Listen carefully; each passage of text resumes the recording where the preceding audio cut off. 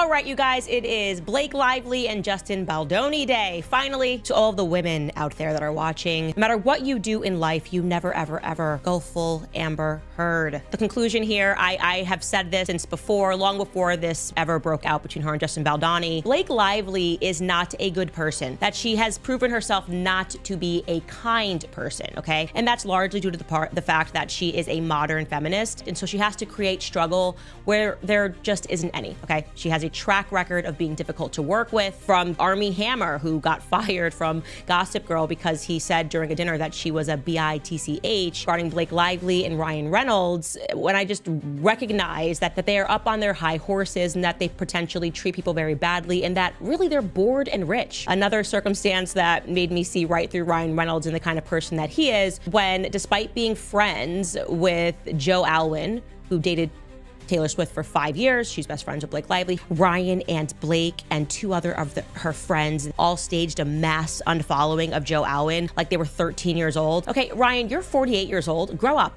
Candace Owens has never shied away from controversy, and this time she's taking aim at Blake Lively. Owens claims that Lively is not the picture-perfect celebrity many believe her to be.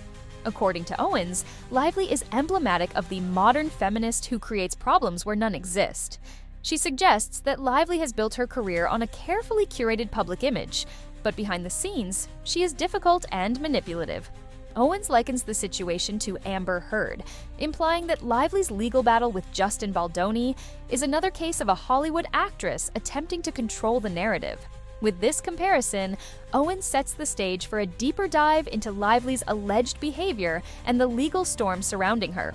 Not seen a case so open and shut in my life, and the more that I read and the more details that I get into, I'm just shocked at how many lies were told, okay? This is about that narrative that I think they instantly started spinning. I believe that they are going to be able to prove in court that this was personal. For years, Blake Lively has been seen as the ultimate Hollywood sweetheart, graceful, fashionable, and seemingly free of scandal. However, Owens argues that this image is nothing more than an illusion. She points to reports of Lively being difficult to work with, notably referencing an incident involving actor Armie Hammer. Hammer allegedly revealed that Lively's demanding nature led to his firing from Gossip Girl after he made a remark about her behavior. Owens also criticizes Lively's alleged entitlement, suggesting that she and Ryan Reynolds operate from a place of privilege, looking down on others. With these claims, Owens raises the question: is Lively's public persona just a well-orchestrated act masking a more ruthless reality? And that's largely due to the fact that she is a modern feminist, and so she has to create struggle where there just isn't any, okay? She has a track record of being difficult to work with, from Armie Hammer, who got fired from Gossip Girl because he said during a dinner that she was a bitch. Candace Owens takes issue with Lively and her husband, Ryan Reynolds, portraying them as an out-of-touch Hollywood power couple. She highlights an incident involving Taylor Swift's ex, Joe Alwyn. Owens claims that after Swift and Alwyn broke up, Lively and Reynolds, along with two of Lively's close friends, staged a mass unfollowing of Alwyn on social media. This action, Owens argues, was petty and immature, especially coming from Reynolds, who is nearly 50 years old. According to Owens, this juvenile behavior suggests that Lively and Reynolds are more concerned with their social circles and public perception than with genuine relationships, reinforcing the notion that their image is highly controlled and potentially disingenuous. Regarding Blake Lively and Ryan Reynolds, when I just recognize that they are up on their high horses and that they potentially treat people very badly and that really they're bored and rich. Another circumstance that made me see right through Ryan Reynolds and the kind of person that he is, when despite being friends with Joe Alwyn, who dated Taylor Swift for 5 years. She's best friends with Blake Lively. Ryan and Blake and two other of her friends all staged a mass unfollowing of Joe Alwyn like they were 13 years old. Okay, Ryan, you're 48 years old. Grow up. Blake Lively's pristine public image is being tested in a legal showdown with actor-director Justin Baldoni. Owens asserts that this case isn't just a routine Hollywood dispute, it's personal. She believes the evidence points to Ryan Reynolds being deeply involved, implying that Lively's legal strategy is influenced by her husband's power and connections. While the specifics of the case remain somewhat unclear, Owens argues that Lively is attempting to leverage her influence to control the narrative. If Baldoni has proof to counter her claims, this case could unravel years of carefully crafted PR, exposing a different side of Lively that the public has never seen before.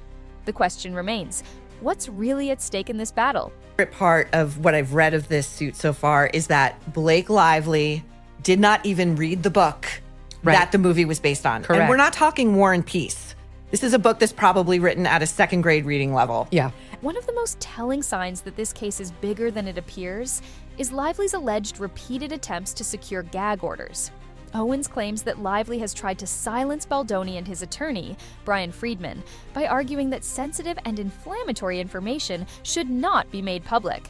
However, each time, the judge has denied these requests. Owens suggests that if Lively truly had nothing to hide, she wouldn't be so desperate to keep court proceedings under wraps. The repeated failures to control the narrative are only drawing more attention to the case, making the public even more curious about what Lively is trying to prevent from coming to light. I identify as a feminist. Right.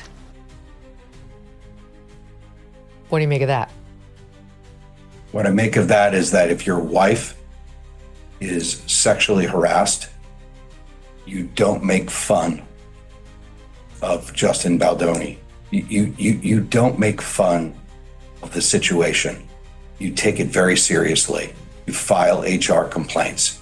You raise the issue and you follow a legal process. What you don't do is mock the person and turn it into a joke. If Lively hoped to make this lawsuit disappear, the courts had other plans. Owens reports that Lively's legal team pushed to have the case dismissed early on, arguing that it lacked merit. However, the judge refused to throw it out, signaling that there's enough evidence to warrant further legal action. This denial is significant because it suggests that Lively's star power isn't enough to sway the court. Unlike Hollywood, where influence and branding can shape public perception, the legal system is driven by facts and evidence. The refusal to dismiss the case adds credibility to Baldoni's claims, raising further questions about what might come out if this case goes to trial.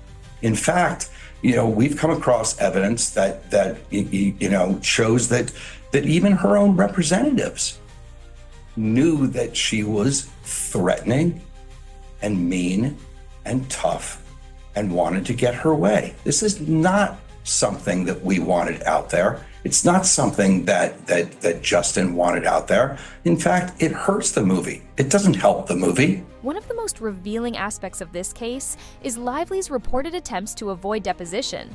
Owens points out that depositions require individuals to testify under oath, meaning they must answer difficult questions without the safety net of publicists or pre-approved talking points. If Lively truly had nothing to hide, Owens argues, she wouldn't be trying so hard to delay or block this process. Instead, her resistance only fuels speculation that there's more to this case than meets the eye, whether it's contractual disputes, behind-the-scenes manipulation, or something even more damaging. Avoiding a deposition suggests that Lively is not as confident in her innocence as she might want the public to believe. And we're carefully considering other people that will be sued also, and some of Ryan them will come Reynolds? as a surprise. Ryan Reynolds, for sure. Oh, wow. Justin Baldoni's attorney, Brian Friedman, is known for his no-nonsense approach to high-profile cases. Owens describes him as a lawyer with a flair for drama, someone who isn't afraid to take on powerful celebrities. Friedman has reportedly threatened to sue Lively into oblivion, a statement that has added to the intensity of this legal battle. Are you going to sue Blake Lively too? Into oblivion, Megan. Lively, for her part, has objected to Friedman being the one to depose her, further suggesting that his aggressive tactics make her uncomfortable. Owens argues that Friedman's direct approach might be exactly what's needed to break through Lively's controlled narrative and reveal the truth. If Friedman has damning evidence, this case could take an explosive turn. Social media is divided into Team Blake and Team Baldoni, with Lively's supporters calling her a victim and Baldoni's backers claiming he's exposing her true nature. Every legal move sparks headlines, fueling online debates. Owens highlights how Hollywood thrives on controversy, and this case is no exception. Whether Lively is hiding something or just protecting her image, public opinion is in full swing. Owens notes that scandals like this can make or break careers. Lively risks losing endorsements and roles, while Baldoni could gain recognition if he challenges her credibility. This isn't just a legal battle, it's a test of celebrity control over public perception. Share your thoughts in the comments, and don't forget to like, share, and subscribe. See you in the next one!